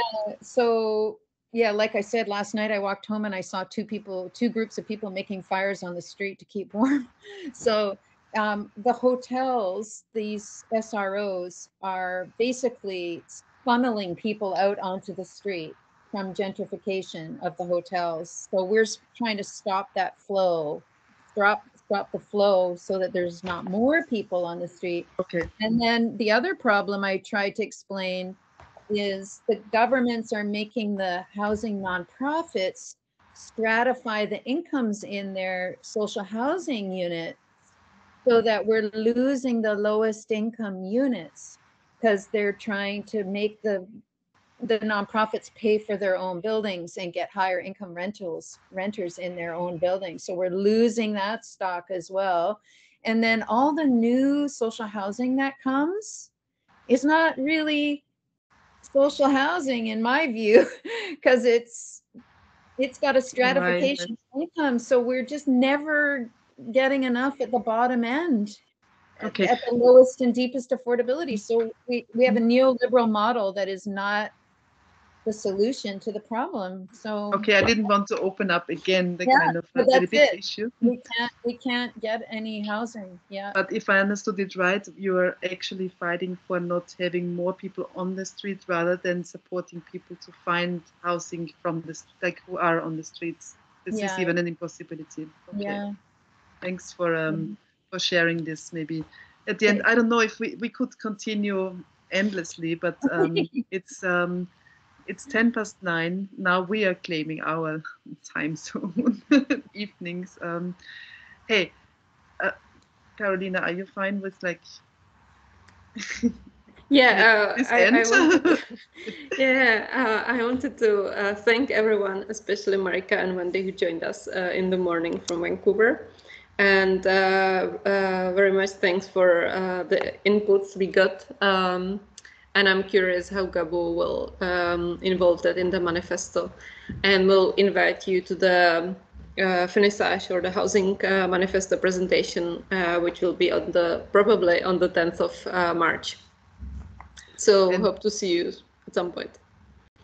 Thank you also from my side. We just need to continue that. I think really online would be so easy to just set up this more regularly. I mean, I don't know about anybody still here, but I find it really very enriching and hopefully supportive. Thank you so much. Thank you. Thank you. Now we do this. Thank you so much, everyone. Stay safe there. Yeah. Have a good day. Have a great day. A great start of the day. Continuation. Thank you very much.